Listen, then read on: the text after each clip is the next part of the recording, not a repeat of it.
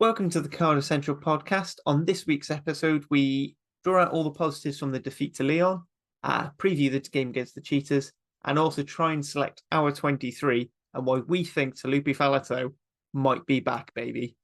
Hope you enjoy.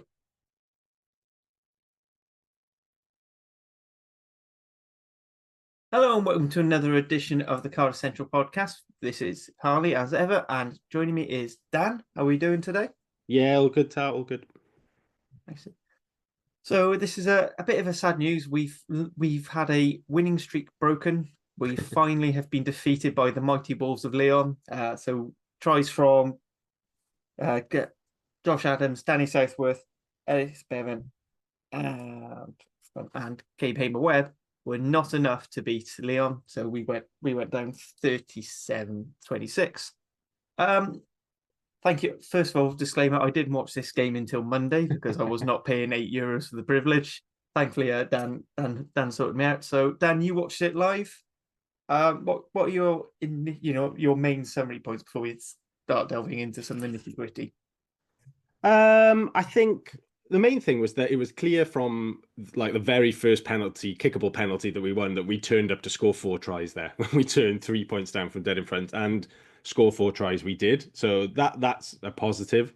I think other positive is youngsters look good and got good, like, valuable minutes. Some of the fringe players as well, good to see them getting a run out. So there was a fair bit to like individually, and then sort of downside is that we did like consistently shoot ourselves in the foot whenever we sort of half got ourselves back into that game. We got ourselves straight back out of it again.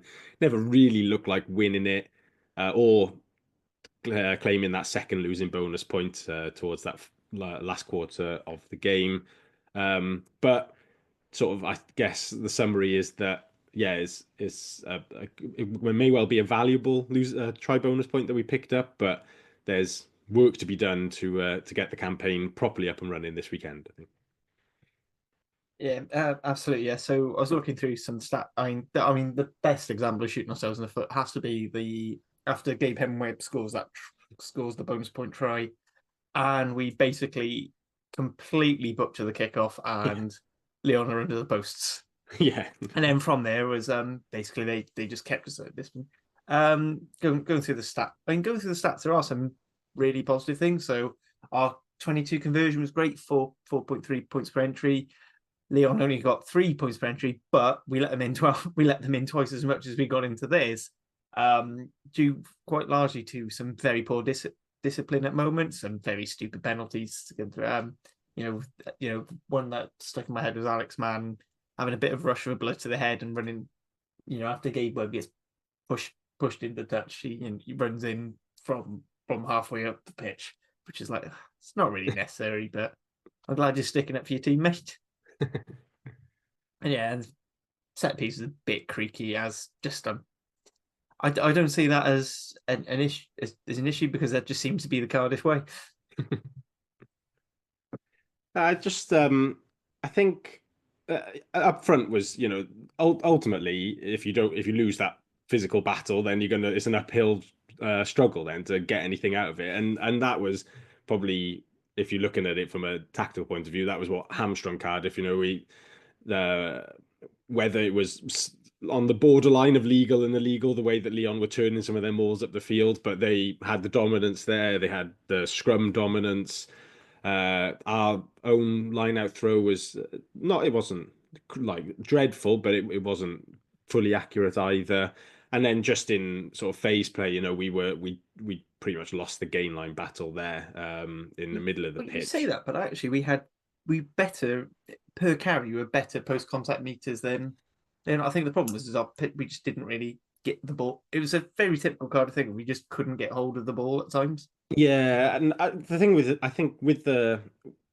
Lyon, it was that it wasn't that they were making sort of 5-6 meters per go or anything. It was just, but every carry was a meter over. There wasn't much until Josh McNally come on. There wasn't many dominant tackles from us. So that Lyon, with that set piece dominance, and which obviously there's already being the home team, there's a little bit of advantage for them there. And then with the set piece dominance, and then looking like they're sort of making a bit of ground each time, they have that momentum. it's difficult to arrest that. Then, if you're Cardiff's defence, you end up on the wrong side of the penalty count quite easily. And that was sort of the story of the game. But I mean, like you said, attack wise, I thought we were actually really clinical. We looked really good when we did sort of go through phases, or when we did get the opportunity to kick down into Lyon's territory.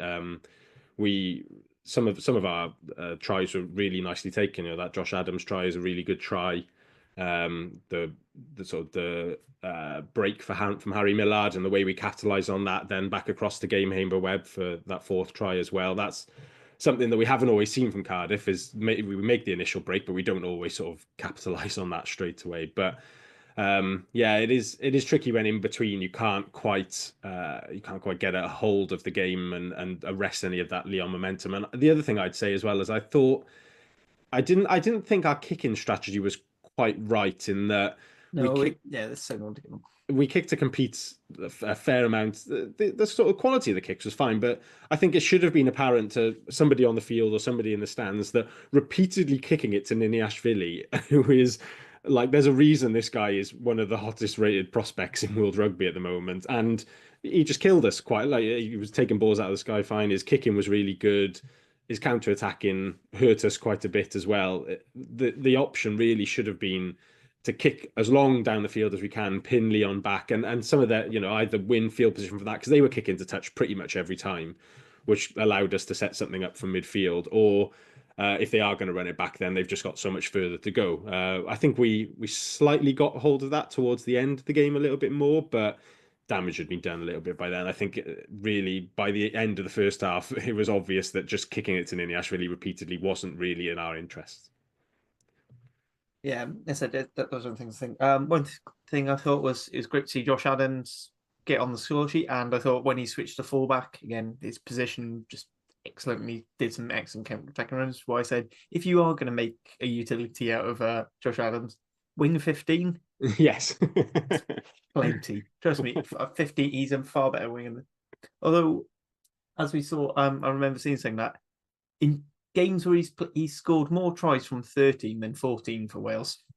He has a higher strike rate, which is just a very which is just I think a funnier thing. Because obviously he's predominantly left winger. I think that's what he's best.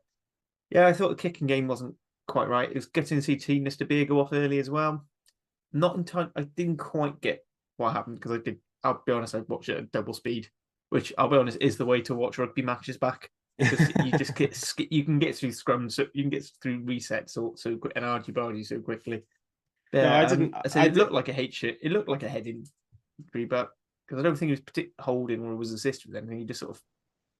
I just remember it was a restart and Sheedy was taking it. I was like, oh. Yeah, it was the try that Lyon scored in the left corner at the bottom. But I watched it on the stream. I don't know. I know a lot of people had different issues with their streams and could hear different things. On the one that I listened to, and it's probably the same for you then logging into that, was that there wasn't really a ref mic, so you couldn't hear what Holly was saying. And usually if it's HIA, she would say, "Oh, he's going off for HIA or something," but there was no sound to that.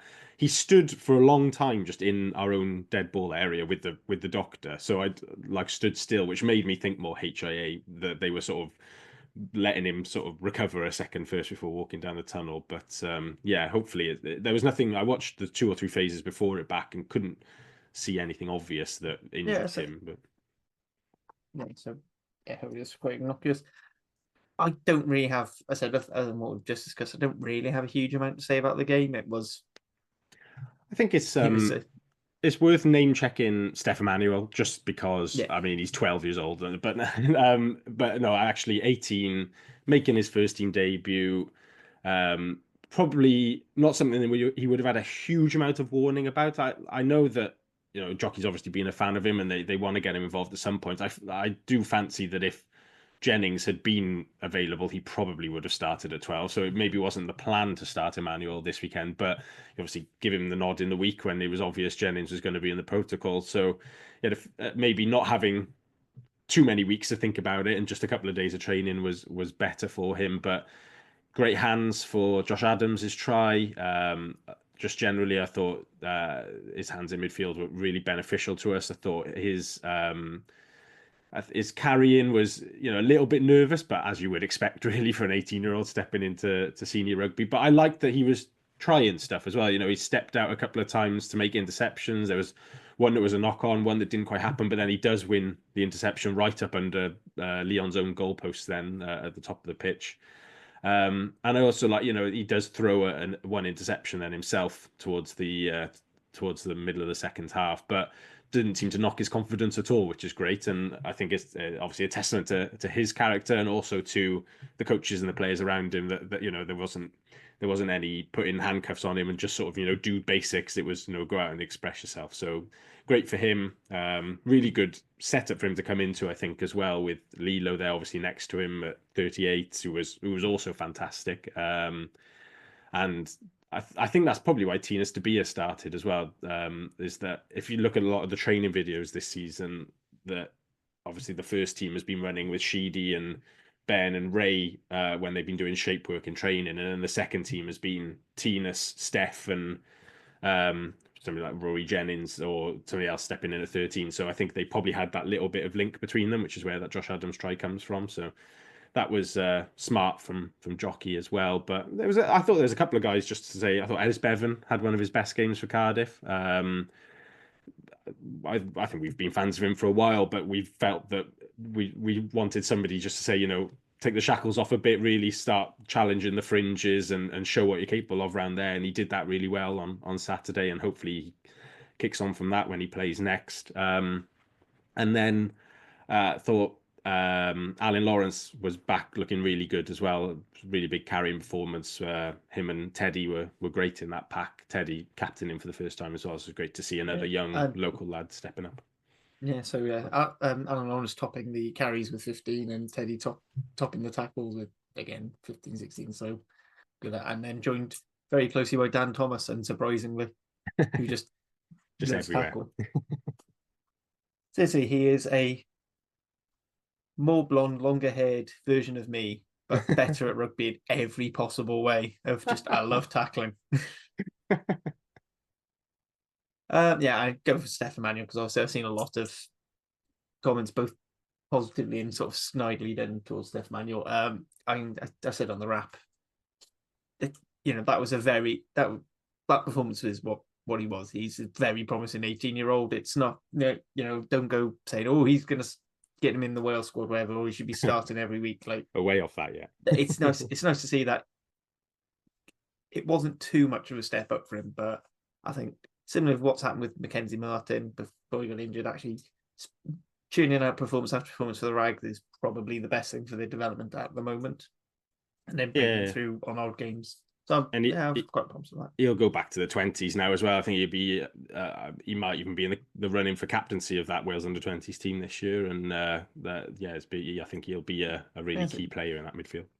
I said he'd have potentially 3 series in 3 years with the under-20s now. At least 2. But he's already had 1. So this is his second campaign. So by the time he gets to close to 20, he's going to be a seasoned campaigner there. So yeah. Very excellent. So let's put that game. I think put that game to bed. Moving on, so we got 1 point from that, which 1 point away in the Challenge Cup's decent. Obviously, it's a bit more important now that we get 5 points from Cheetahs, particularly if we want to be looking at getting a few home games in the knockouts. I mean, the stupid format, you could win one game and still get through to the round 16, but trying to get cap. Even if we, it's only cap for round of 16, then we go away for 2 weeks before coming back for the final. So our opponents are the Cheetahs, who drew 20-all to Perpignan in Amsterdam, which is their dedicated home venue. Again, didn't see the game. This is the problem with the Challenge Cup, and a lot of games being on paid TV, paying for an extra stream. An opponent we've seen before, but probably nowhere near the sort of strength we're used to from their days in the Pro 14. Yeah, so I watched just before we started. Now I thought, oh, I'll go and watch the highlights of the Cheetahs Perpignan game, just see if there's anything. And quite brilliantly, the EPCR put out these instant highlights on YouTube, and it starts. There was only 20 all, and the highlights start with the score already 5 all. So they just sort of ditched the first try from each team in the highlights. It's a 5 minute long highlight package, and there was only a few things happening in the game, but they managed to miss 2 of the tries. So yeah, I don't ask me why they've done that or what that's about, but yeah, it's obviously the Cheetahs were the ones to drop out when the 4 Super Rugby South Africans came in, but since then they've stayed pretty strong, competitive, sort of mirroring a bit what Western Force have ended up doing in Australia, where they ended up losing out for a bit and subsequently came back in. I think the Cheetahs will be hanging around waiting for an invite if anybody does drop out of the URC at some point. But they won the Curry Cup over the last summer. I think it finishes in September time. Yeah. They were part of a series where Island A, I think they call them like emerging No, it's Ireland or emerging. something. It's Yeah. islands thing, like a bit like with Leinster, they've got their academy and then they've got their sub academy. It's Island A, emerging Island, So, and which, Scotland have joined in with that now because Daisy New Four went, I like that idea. I'm stealing it. I'm taking it. And then I'm going so to stick capped Scotland internationals in the emerging because yeah. So that's the definition of emerging, if you ask me. whatever emerging island means, they went to South Africa back in October, and the Cheetahs pushed them relatively close. I think it was 1 score, maybe just about 2 score game in that one. And then that's a decent enough draw, I think. So it was a very last kick of the game. Perpignan made it 20 all, and I think obviously the Cheetahs will be disappointed with that. And it should also be mentioned that it was a very changed Perpignan team, even more so than the Lyon team that we faced. I think it was only 4 of the 23 that had played in their top 14 game the week before that survived for Perpignan, and it was 14 changes to the starting 15 within that. So yeah, they obviously weren't too fussed, but looking at the tries they did score, it's sort of pretty generic South African stuff, really. They were strong at the scrum and got a bit of joy from that. They scored a maul try, which you would expect. We discussed it beforehand that two of the Cheetahs pack, Giandra Rudolph and Victor Sekatete, I think his name is. We've seen them with the Ospreys because they've got a bit of a link up between the Ospreys and the Cheetahs. So those 2 lads came over on loan last season. They're going to be pretty big up front. They got a couple of big South Africans, a couple of big Namibians, a few Namibian internationals in there as well. But then they're quite young and quite raw in the backs. Then they got cut through by Perpignan for 1 try in particular off a scrum starter play, which I think Jockey and Johnny Goodridge will be eyeing up. A couple of gaps opened up through their midfield for a couple of the Perpignan players to slice through. So yeah, I think that's somewhere we can look to target them. But it is a game we do need to at least win. I think 5 points is the aim, but we definitely need to win it. Looking at last season, I think 11 points was enough for a home round of 16 game as one of the best 3rd place teams. That may be slightly higher this year, I think, looking at some of the results in round 1, but obviously it depends on how quickly teams lose interest through rounds 2 to 4 then. But yeah, I think just not just for the Challenge Cup though, as well, for putting in a good performance after, it wasn't our greatest showing against Dragons, and then there was obviously a lot that could have been fixed against Lyon there with a changed team. So I think just in terms of putting down a bit of a marker of performance and taking some momentum into those 2 Christmas derbies, that a really good performance and a good bonus point win would be absolutely fantastic for Cardiff and set us up nicely for the rest of the block. Yeah, absolutely. I said, yeah, I think Cheetahs are thing. I mean, one, I'll just be grateful seeing that kit again because I do think the Cheetahs have some of the best looking kits. They're one of the few teams I've seen who can pull off orange. Yeah, obviously I would never support the Cheetahs because there would just be a massive clash with facial hair and hair. So I can't ever join the Cheetahs. If Cheetahs were listening, I don't want to sign. Please stop sending me contracts. It's just because they think you're Rory Jennings. So I think we weren't too. I mean, we were somehow miles away and not too far off for our team prediction. Like, I don't think either of us were thinking Stefan Manuel last week. No, Do I you think this could be any Do you think we want? Are you ready to try again and see if we can get a bit more realistic one? We need. Just a bit of talk. So Harry Millard was seen in a knee brace, so he's unlikely to play. But one person who you've noticed on your Instagram spying was Tom Bowen. Do you think Do you think he's just training with the team, or do you think he's got a realistic chance of getting some he minutes? he's been training most of the season with the team. You can see him in the back, but it does seem that in the video that the club have put out of training this week that he is slightly more prominent in what he's doing. Obviously, we pretty much at the point where we've only got two fit wingers now in Josh Adams and Gabe Hamer-Webb. With Stevens is done for the season. Millard, if it's the particularly if it's a recurrence of the knee injuries that he's had, that could be a little while out. And there was a promising clip from training last week of Theo Cabango back out and running, but I suspect it'll be still a little while before we see him back in the starting lineup. So, yeah, it wouldn't necessarily surprise me if Jockey's sort of seen how Steph's gone last week and thought, yeah, I'll repeat that with Tom Bowen this week. Certainly he'll be in. He went to Lyon, Tom, last week. He was a travelling reserve, so he's obviously not far off the squad in Jockey's mind. But yeah, I think if we're going to chuck a curveball in there, then I could certainly see a Tom Bowen on the wing. There's that. So if we start with our back three, so I said Adams and Gabe Hamer probably are wingers because they're the fit ones. Maybe Bowen on the bench. Would you start Bowen so that you've got one big winger, one probably more speedy winger?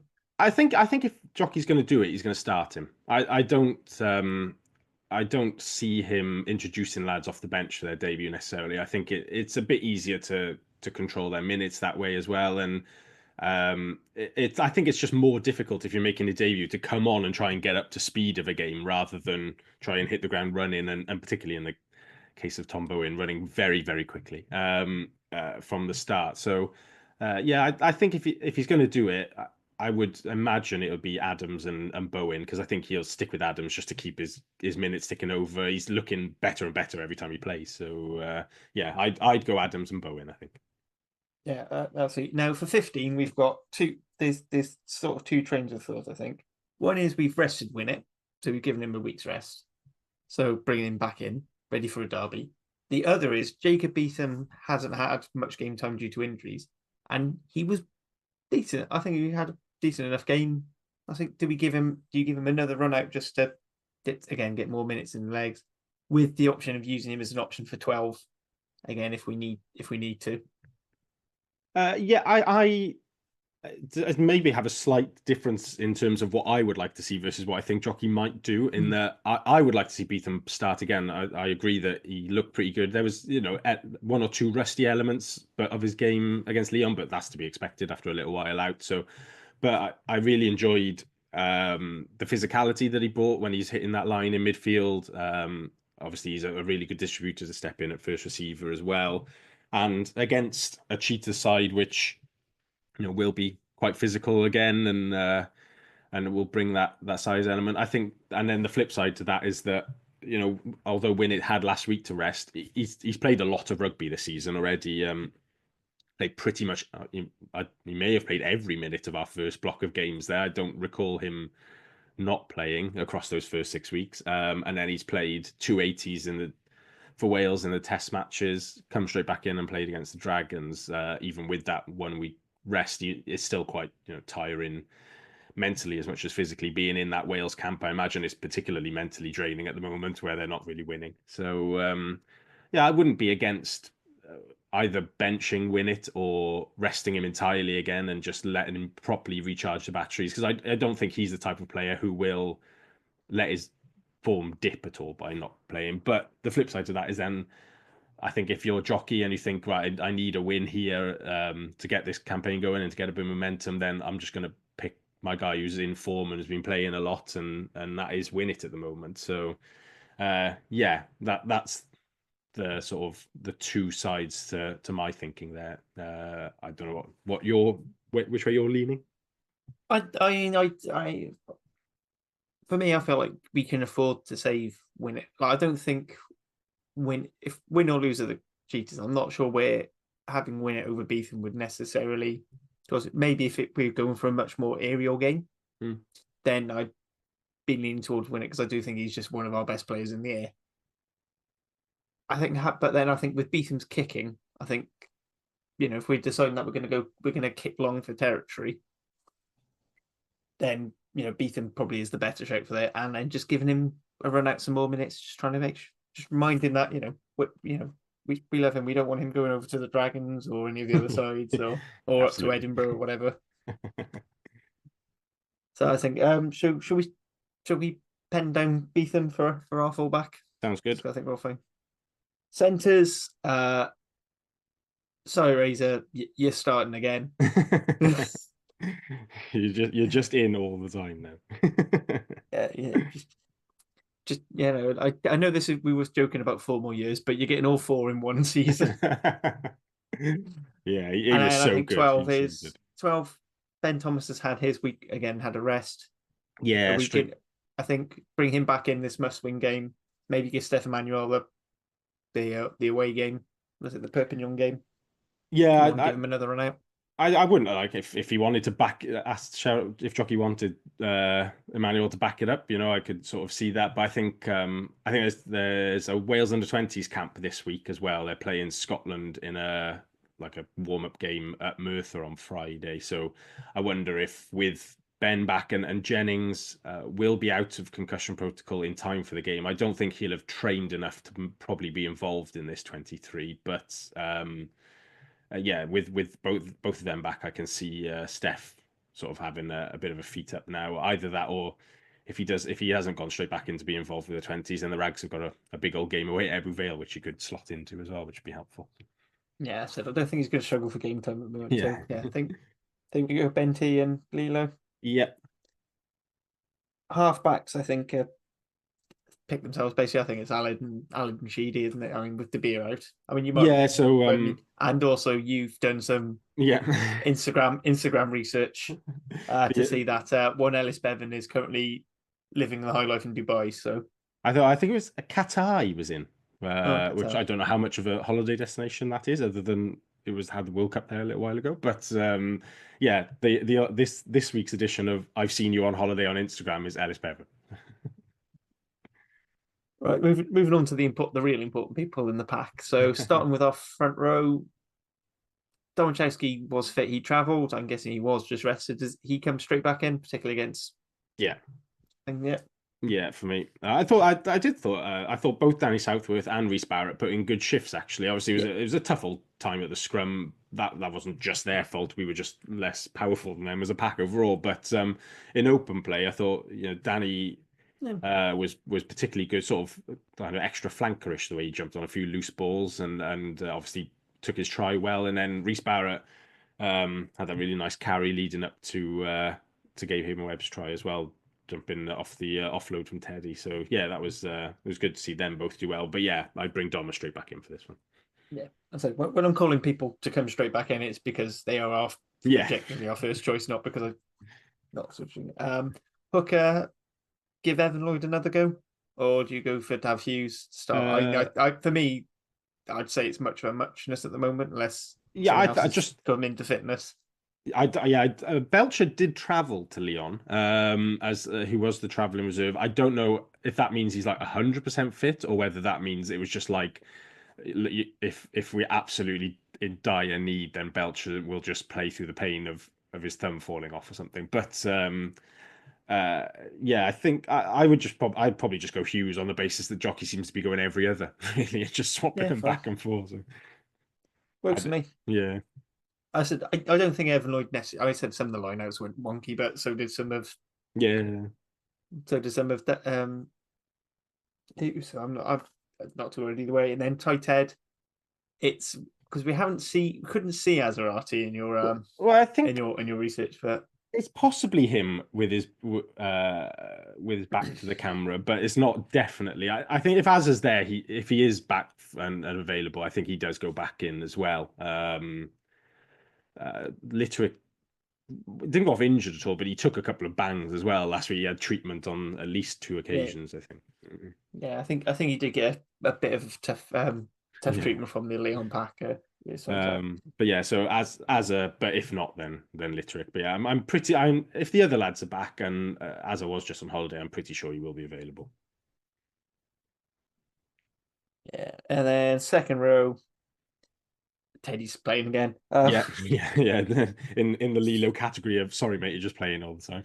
You're just playing every minute of rugby for Yeah. Cardiff this season. Um, I think Seb went well that first thing. I actually thought McNally came. I'm not sure if McNally made an impact coming off the bench, or he was just adding something we were missing to start off with. Is there a difference between If those that, two things? I do, it's in the 2011 World Cup where where France played two nines during the first half, and then they brought on I think Transduke, and Yeah, okay, I everything see what looked you really mean. better. And the coach thought, "Well, this is brilliant. He's an impact sub." And it's like it's not better. You've just put a 10 on, and now you have shape. It's like it's like Yeah. Cardiff was sort of there, and then Josh McNally comes on, and all of a sudden it gets more physical. It's like I'm not sure that's an impact, or no, we've just got someone physical on the pitch now. Yeah, yeah, I see what you mean. Yeah, it's like, oh, we're struggling at their mauls. Oh, hang on, we've bought a guy who can stop the mauls. Like, yeah, I'm not sure that's an impact. I think that's just someone doing the job. no, Um, but for me, McNally comes back in. I think yeah, against a big old South African pack who are going to turn up and try and maul us to death. I think it's McNally exactly. all the He's way he's now. had like a good 48. He had good 48 minutes off that last game, What so what more he does he should be want? raring to go. We're getting our kilo of flesh off of him. Back row for me, I've tended to stick with the same flankers, Alex Mann, Dan Thomas, and then bring Uh, Thomas Young at the end. I would disagree on. I think both of them for man. I think both of them's back Oh, and yeah, sorry, I available. just obviously both of them. Yeah. Sorry, but Um, I just forgot about both. How I forget about Bob. I don't know what it is with James Botham. He's amazing when he's there, and I forget about him when he has a couple of weeks off. And I'm so sorry, James. I'm really sorry. The forgotten I just man in Welsh rugby. I was like, oh yeah, oh he's brilliant. Yeah, yeah. Okay, I could go with that. I thought man like there was the whole like some of those incidents at the end, but I thought the main thing actually was just before that penalty incident was which you may not have seen watching on double time if you were skipping the breaks, but he was I under saw the him throw post. up a couple Yeah, of he was times. under the post just throwing up, and like there was no moment where the director or the cameraman went, "Do we want to be showing this as sort of a Saturday tea time ish? This man just throwing up on the pitch? No, no, we're going to zoom in actually, if anything, get real tight to this shot." It's not the first time that it's man's done it. So I know Lee who does all the on the of rap and does a lot of the behind the scenes work for all the pods in the family. He was saying that he's seen it before, and it's something to do with like if players take on too much water and Yeah, then do something exercise, the stomach just rejects it. It's like a shock, almost a shock thing. that's disgusting. But he just does it a lot. It's like Yeah, I wondered if it was a because some of the way he was sort of running around in that last 10 minutes as well. I think there was also an element of I think he just like burned himself out a bit. Like he's obviously yeah, not long back from 6 months off. He'd played a little bit the week before, and in a sort of quite an end-to-end basketball style game, I think his legs might have gone disappeared I by the think end of this that is game. the disadvantage of your bet. If you're starting Dan Thomas or Thomas Young and the bench player is the other one, and I don't think they necessarily work as a. I think your back row Yeah. gets balanced. So you either have to have 6-2 or you have your 19 has to be able to play six as well because I think that does thing. So I mean you could have both of them on the bench as well, I guess. But yeah, happy I with that. I said Dan Thomas. No, nothing against Thomas Young. I just think the chaos he can bring in off after in the last 20 minutes. yeah, But then if Thomas Young starts, I quite like the fact we've got two sevens where it yeah. kind of changes the game, but I'm trying I'm to think happy either way. whether one of them suits this game slightly more. I think maybe from a defensive sense, I think it's probably Dan Thomas, and then from an attacking sense, it's probably Thomas Young. So, Yeah. yeah, it's this sort of which way, with how Jockey sees if he wants to be a bit quicker and a bit more move the South Africans around, then it's probably Thomas Young. But if he's more concerned about meeting the physical battle and getting stuck in sort of breakdown wise, and it's probably Dan Thomas in terms of sort of Yeah. counter rucking and ruck cleaning and that sort of thing. Yeah, I think if Ben Donald's fit, I'd probably go own balance, probably definitely Thomas Young, because Ben Donald adds a lot of your physicality if it tackles him, Yeah, and you've got Thomas Young as your jackal threat. yeah. Whereas I don't, yeah, I mean, even I suppose Because with both them, Dan Thomas, I think can work quite well. yeah, I was about to say that both of them can do what Thomas Young does in terms of being an athlete and a bit of pace and getting around the field and stuff. So yeah, he's just class, both of them. To be fair. Yeah. Yes, not much more than that. Right, so the exciting one that we've got to talk about, I don't know if it's just because Cardiff are teasing us, but Yeah. also featured very heavily in that training view was one Mr. Talupe Faletau. Yeah, Are we brave enough to suggest that he might actually play? they've been dangling him as bait for a few weeks now. He just Yeah. appears every now and again in these videos, but he is like obviously very heavily participating in training in this video. Doing sort of team units, team run throughs as well as just sort of unit line out type work. So, I mean, you made a good point about if you want to make it again before the pod about getting him playing before the derbies. So I said, yeah. So for me, I think, if we can get, because I do think Faletau sometimes he just needs a game. He's not, he doesn't need a huge build up, I think, to get to big games. He's fairly, but he's not quite a Navidi who, after he came back from an injury, it was like he hadn't been away. Yeah. So actually having this game to sort of give him a few minutes in his legs and actually starting him, because I do think he does struggle off the bench. I think if he grows into games. So actually, if you give him, and even if you give him 40 minutes, then you have someone like Big Al on the bench who, if we need back row cover, he can. We've got enough cover there with both of them being able to go across the back row. Alan can play six himself. He could play six or eight. Really, I'm not too worried. So for me, I think the best, if Faletau's fit, the best place for him is the start. And then even if it's like 30 minutes and he needs to be pulled off, then we've got someone like Alan Norris who can go 80, and I'm not worried about. And I wouldn't be worried. Yeah, can't disagree with any of that. To be fair. But I feel like what's going to happen is it's just going to be Alan Lawrence again, or Man will start 6, and both of them will be 8. I mean, if it is Al again, no qualms with that at all. I think I'd be reticent to start both of them at 8 against a big South African side. I think we do really need like a proper punchy ball carrier there with Al or Faletau who can just sort of get past people by vaguely wafting near them. Yeah,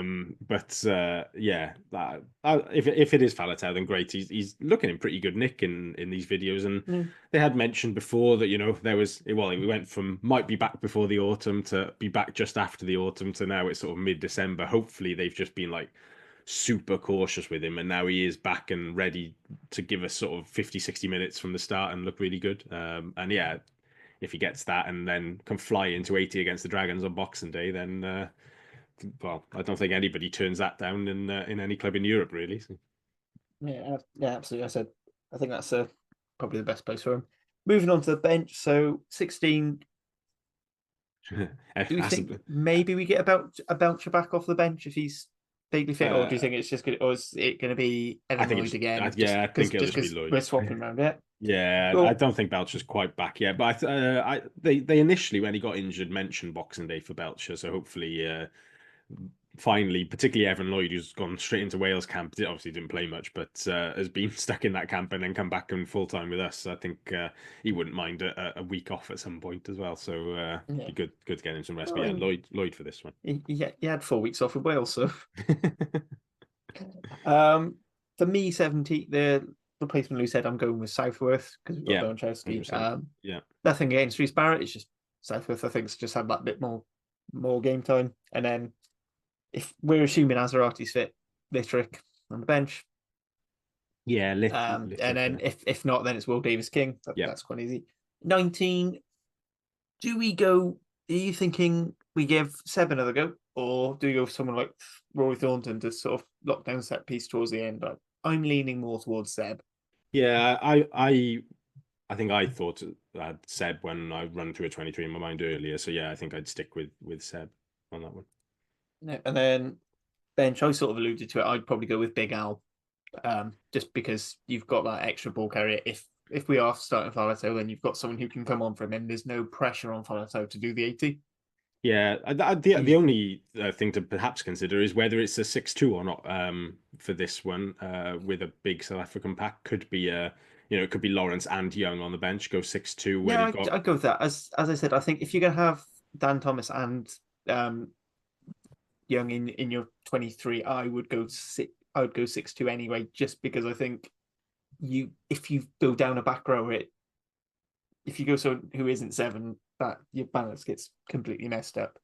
It also points to, obviously, if Millard's not there, De Beer questionable, Jennings hasn't trained much, Stevens Yeah, injured, do Cabango injured. we have three Yeah, more backs? backs is an issue. But then with Beetham back, with Ben Thomas back in, we've got plenty of positional flexibility in that back line as well. So yeah, I'd be happy to go 6-2 with Lawrence and Young, I think, for this one. Yeah, looks to me. And then replacement scrum half is got to be Mulder, Has to be Mulder, yeah. unless someone's joined that we don't know. Yeah. They've actually cloned Aled Davis for the second half. So yeah, full chaos and 23 jersey then. It has to I'm be. feeling I'm probably going Gabe. Gabe will win it. It'd be Gabe or winner, yeah. I feel like with Gabe you probably have a little bit more because you can Yeah. always push Adams to fullback again. Yeah, or Ben can go to full back as well, can't he? Yeah. Yeah, positionally, it's Gabe. Sort of quality, it's Win It probably in terms of Yeah. Win It being the international player there, and um, but yeah, I think actually probably what tips it slightly in favour of Gabe as well is that you can just bring him on for Bowen then if Bowen was having any sort of problem on debut, if he Yeah. did pick up a knock or he found that he just didn't have 80 stepping up to senior rugby or touch wood, it wouldn't have happened, but he was having a bit of a stinker and really struggling to adapt, then Gabe Yeah. is your option there, which I think, yeah, like we said earlier, No, giving yeah. Win It I a said for me, I'd go total. Gabe. I mean, that's another argument for keeping that 5-3, isn't it? And you'd have Win It and Yeah, Gabe. yeah. Your centre covers a bit. Yeah, but I think that's just where we are with Grady injured. Our Yeah, centre Beetham, cover's Beetham just can always going to step be a up. bit. Beetham could go into Definitely 13, essentially. 12, 13. I'm not. Yeah, There kind was of a makes me question. think of that Eddie James Ben Thomas axis we had in the autumn series for Wales. I'm not so sure.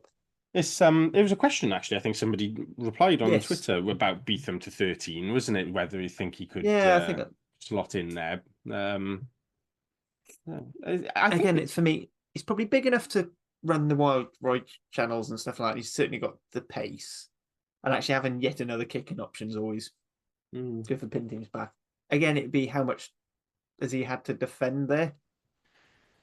Yeah, I think he's a smart rugby player. Like so, as soon as he's come onto the scene, you watch him play through the 18s when he was more of a 10, and then when he switched back to sort of full back and stepping up into 12 as well when he's been in there. He's had no problem there. Obviously, it is a different dimension playing 13 and something that, as far as I'm aware, he's never done, whether at youth or coming through the pathway after that into Cardiff and Wales age grade setups. But yeah, I think the risk would be that he sort of ends up playing, like Max Llewellyn did a little bit for Wales, as more of a 12 and a half than an out and out Yeah, 13, and you end up a little bit narrow there. But if they wanted to, I feel like they could make a project out of it. It's whether A, they actually want to, and B, it's really best for his development at this point to sort of be trying to pick up another position again where he's yeah. already 10 for Wales, 12 a bit for us, 15 for us, quite a lot. So.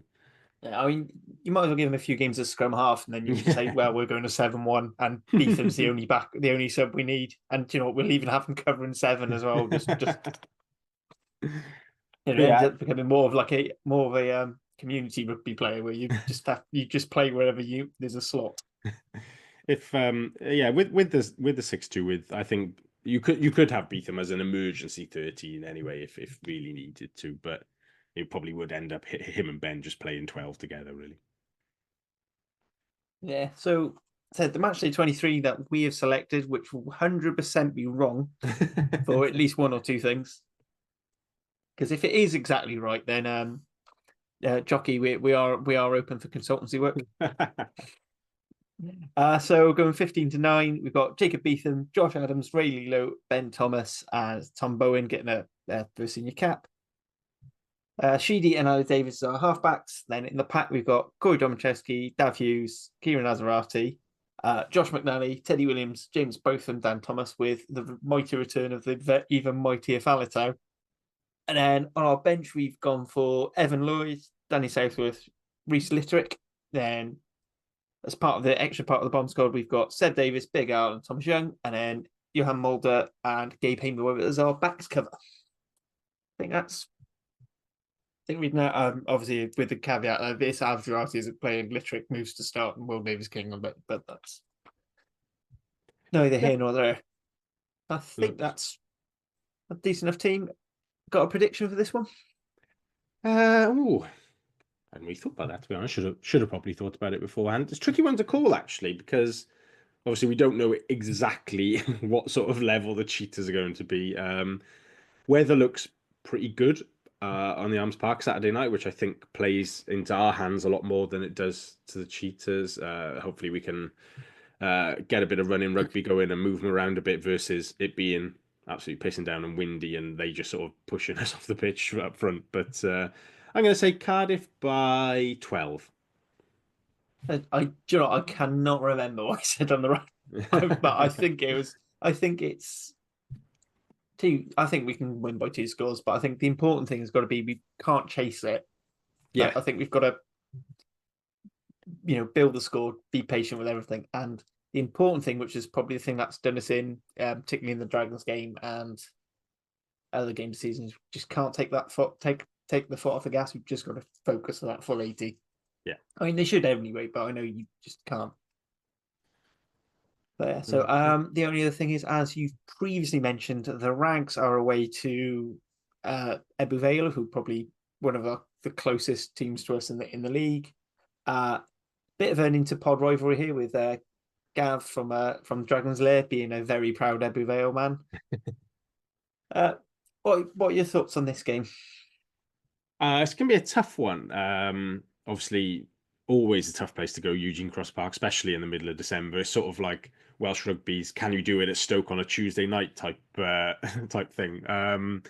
It's going to be made extra challenging by that Wales Under-20s game I mentioned on Friday. So we could be without Steph. Obviously, if Tom Bowen's with the first team or with the 20s, then be without him. Cody Stone, I think, is likely to be involved in that 20s as well, potentially. So there's a couple of guys missing. Maybe Evan Rees as well from the back row stocks.